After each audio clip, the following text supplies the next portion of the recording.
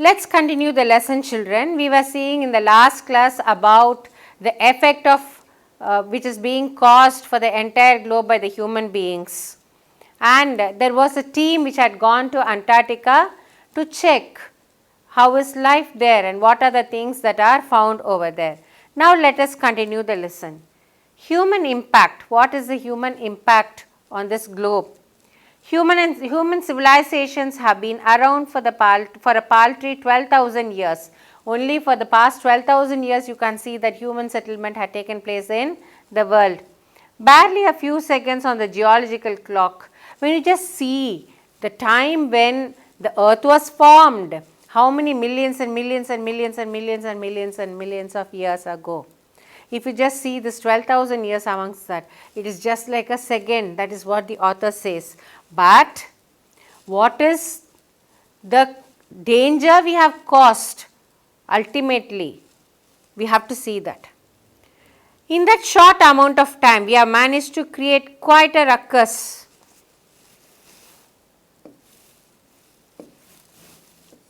Ruckus is nothing but commotion,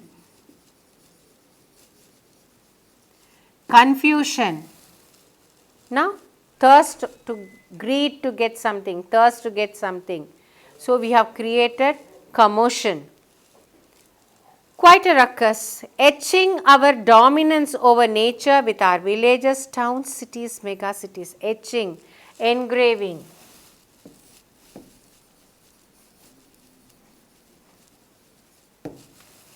Leaving our footprint. Now, when you just see on a rainy day when the animals walk on the wet soil, the footprints will be there. Likewise, we are keeping our footprints here. How? Through destruction, through the damage that we cause for this particular earth. How? Creating villages, towns, cities, mega cities. The rapid increase of human population has left us battling with other species for limited resources, and the unmitigated burning of fossil fuels has now created a blanket of carbon dioxide around the world. Unmitigated. No, there is no end. We don't keep a full stop for this damage which we are causing. So, absolute burning, totally. How we are burning the fossil fuels? Vehicles use these fossil fuels. It lets out lot of smoke and pollution. And that has created a blanket of carbon dioxide around the world. With this we don't end. We burn plastics. Because of that, carbon monoxide is emitted. All these things goes up to the ozone layer. It causes ozone depletion, which is slowly but surely increasing the average global temperature. I was talking to you sometime earlier how the ozone layer was depleted, how it caused a huge hole just above Antarctica continent. And now because of this COVID-19 situation where no vehicles run, it was a situation created that because of no pollution, the ozone layer has closed. Now we have to be wise. We have to maintain the same level. We have to see to it that we no more pollute this world. Let this earth be a pleasant place for human beings to live. Climate change.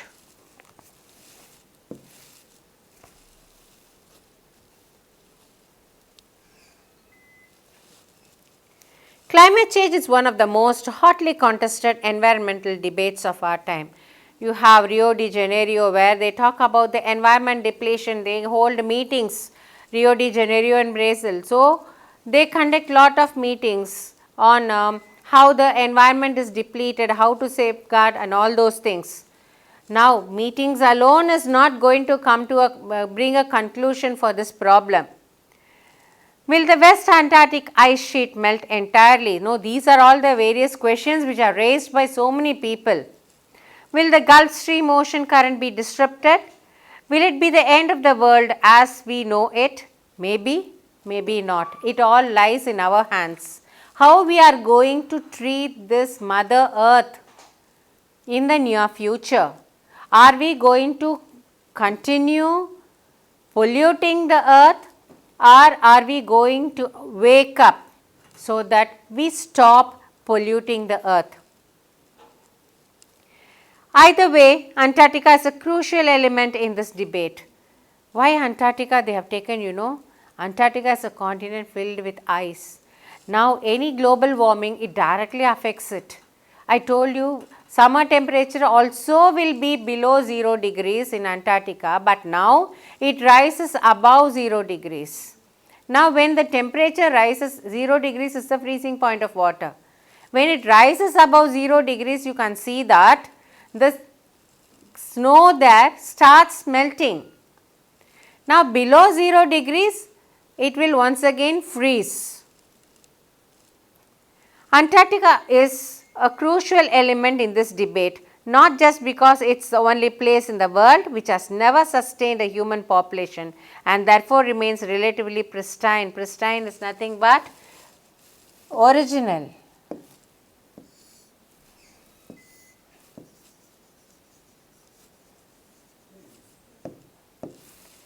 Pristine in this respect because no human beings were there. But more importantly, because it holds in its ice cores 500,000-year-old carbon records trapped in its layers of ice. I told you Antarctica was not down at the end of the southern end of the world, but it was somewhere at higher latitudes. But it broke. India subcontinent came separately from that, and Antarctica moved. So, it also had all the vegetation earlier. Now, it is all submerged. That is what you say, that because it holds in its ice covers 500,000-year-old carbon records trapped in the layers of ice. Carbon records, you get carbon records from the animals and plants which are buried under the ice. If we want to study and examine the Earth's past, present and future, Antarctica is the place to go. So, if you want to know what was Earth earlier and what is it now and what it is going to be in future, you have to go to Antarctica. In this point, I would like to say one more thing. You will call Australia as a fossil continent. Why you call, what is a fossil? Fossil is nothing but the remains of animals and plants which get submerged deep under the earth for so many years, and there is some point of time when you dig and you are able to see either the bones of the animals or just an impression which is created between the layers of rocks of about the animals which lived during that particular period. And that thing which you get excavated from under the earth, you call it as fossil. It can be the fossil of a plant or a tree or animal which got submerged. Especially when you have sedimentary rocks, you can see that some sea animals get submerged. And of course, the soft parts of the animals will disintegrate and the hard parts of these animals will continue to be there, and that becomes a fossil. So, why Australia is called as a fossil continent? Until 1720, in Australia there were only the aborigines, the original people of Australia. Then people who went around the world, they found out Australia, and from then on the people started settling there, and that was also a reason why Australia is not much exploited by human beings. The animals which are extinct in other continents is now found in Australia, and that is the reason it also got its name fossil continent.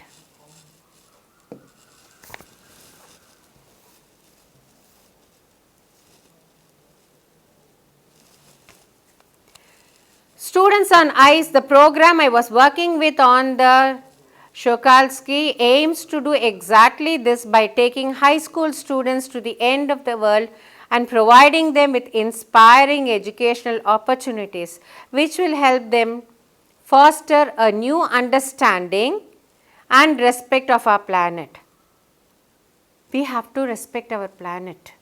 For this team which has gone to Antarctica, the students along with the teacher, they are going to find out what are all the significance.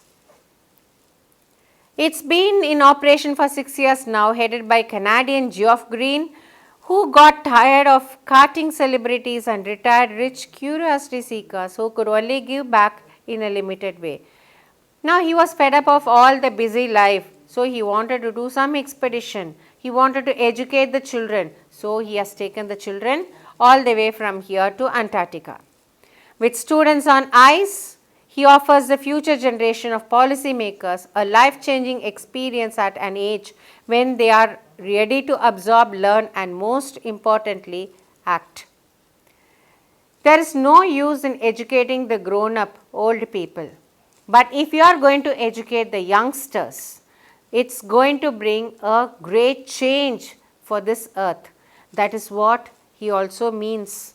He has taken students. He is going to educate the students the benefits of not polluting the earth and safeguarding the environment around them. The reason the program has been so successful is because it's impossible to go anywhere near the South Pole and not be affected by it. It's easy to be blaze about polar ice caps melting while sitting in the comfort zone of our respective latitude and longitude. But when you can visibly see glaciers retreating and ice shelves collapsing, you begin to realize that the threat of global warming is real. How the program can be successful? Sitting inside the room in the AC and then talking about global warming and then talking about the melting of ice caps and the danger it is going to cause for humanity. Instead of sitting and talking all those things, if you are going to go and experiment it directly, look at what is happening there directly, then you will be able to realize what danger human beings are causing for this particular earth, and how the global warming is a great threat.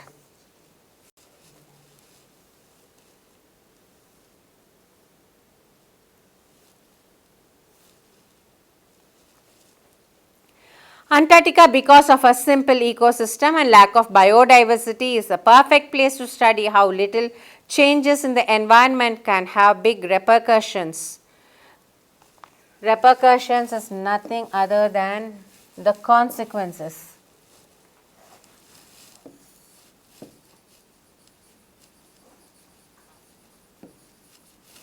What is going to happen?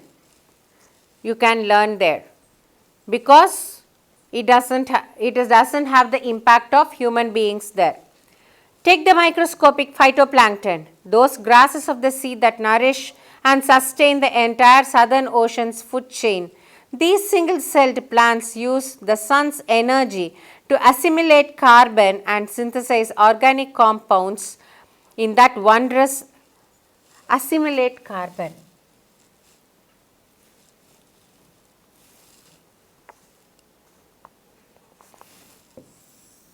Takes in.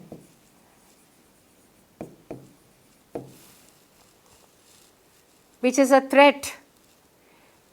These single-celled plants use the sun's energy to assimilate carbon and synthesize organic compounds in that wondrous and most important of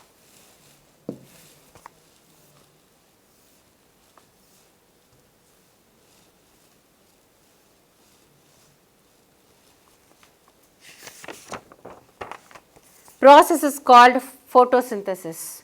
So, what is the process of photosynthesis? Taking in carbon, leaving out oxygen. Okay?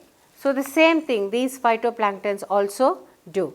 Scientists warn that a further depletion in the ozone layer will affect the activities of phytoplankton, which in turn will affect the lives of all marine animals and birds of the region and the global carbon cycle. Now, what do the scientists say? If the temperature is going to increase, it is naturally going to affect the phytoplankton which is growing there. This phytoplankton is the food for so many small marine creatures, and if they don't get food, naturally these marine creatures will also be affected. In the parable of the phytoplankton, there is a great metaphor for existence. Take care of the small things and the big things will fall into place. In the parable, in the story that you learn, or in the message that is being given here, about, taking the smallest creature, phytoplankton, there is a great metaphor of existence.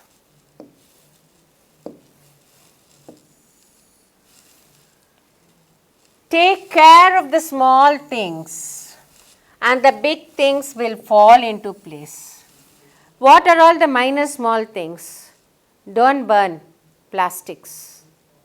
Okay? Don't allow pollution to engross this world. Don't pollute water.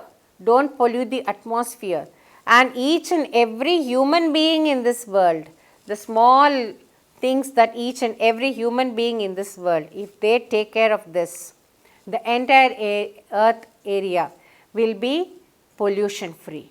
That is what you mean by take care of the small things and the big things will fall into its place. Whatever big you want, you need an earth without pollution. You need an earth where you can live happily. That is what you need. That is the biggest thing. For that, what you have to do? Every citizen need to take care of the minor things of not emitting carbon dioxide or carbon monoxide.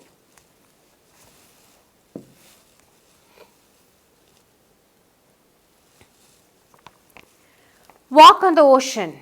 My Antarctic experience was full of such epiphanies. Epiphany is nothing but inspiration. Great inspiration.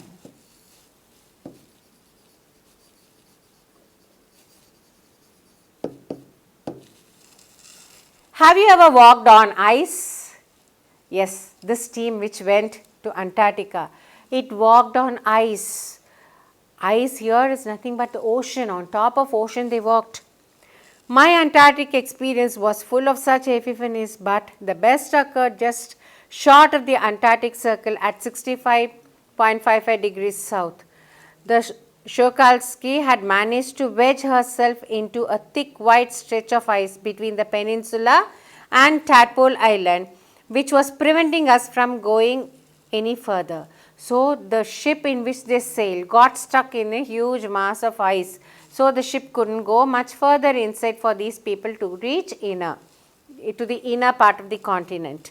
The captain decided, we are going to turn around and head back north, but before we did, we were all instructed to climb down the gangplank and walk on the ocean.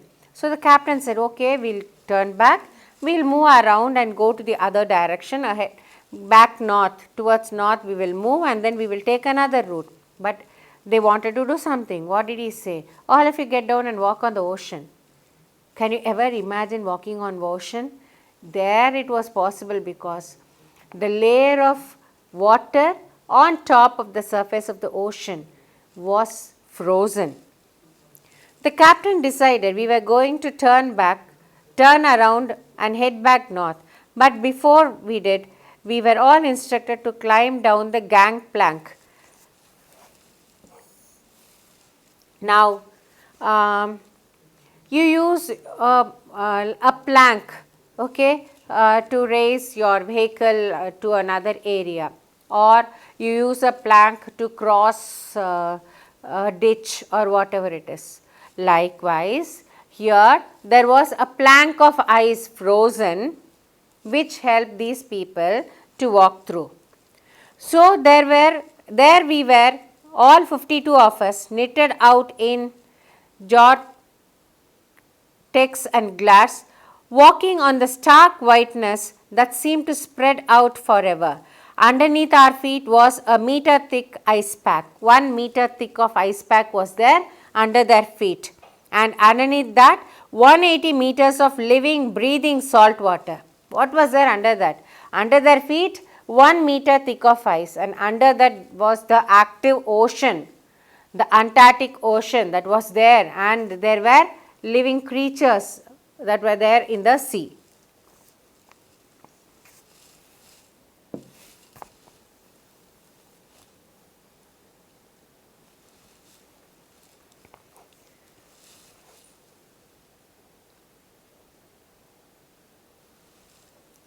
In the periphery, crab-eater seals were stretching and sunning themselves on ice floes, much like stray dogs will do under the shade of a banyan tree. So here is a comparison between a stray dog as well as a crab-eater seal. The seals are called as crab-eater seals because they eat on the small tiny animals that are available there. You would have seen a seal, a huge one, which can just wade through in the water. Okay, and in ice, like a sledge moves, even these seals, they just move on the ice. So they were all stretching themselves and taking sun bath like the dogs, stray dogs used to do under the banyan tree. It was nothing short of a revelation. Everything does indeed connect. Revelation is nothing but a disclosure to humans.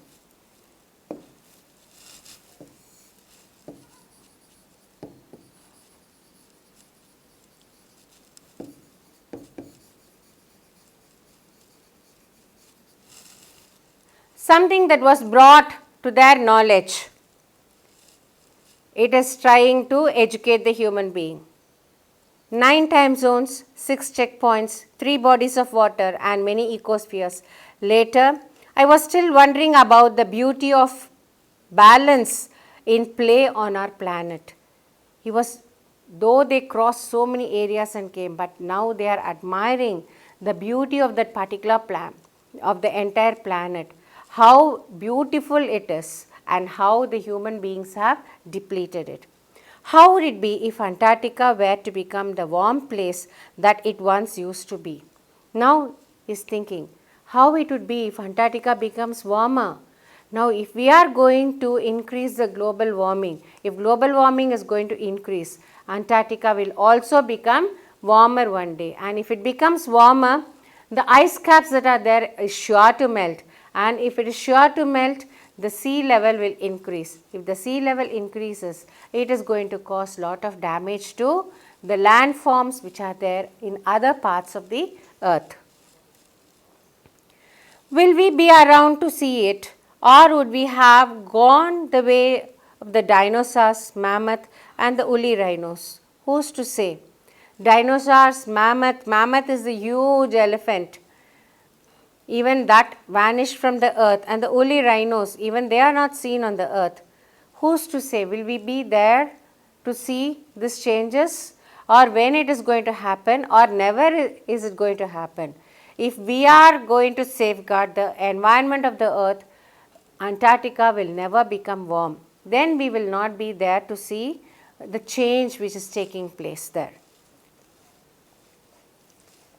But after spending 2 weeks with a bunch of teenagers who still have the idealism to save the world, idealism here, the thought, aim.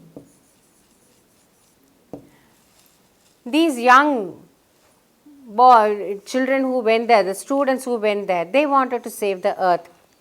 Idealism to save the world. All I can say is that a lot can happen in a million years, but what a difference a day makes.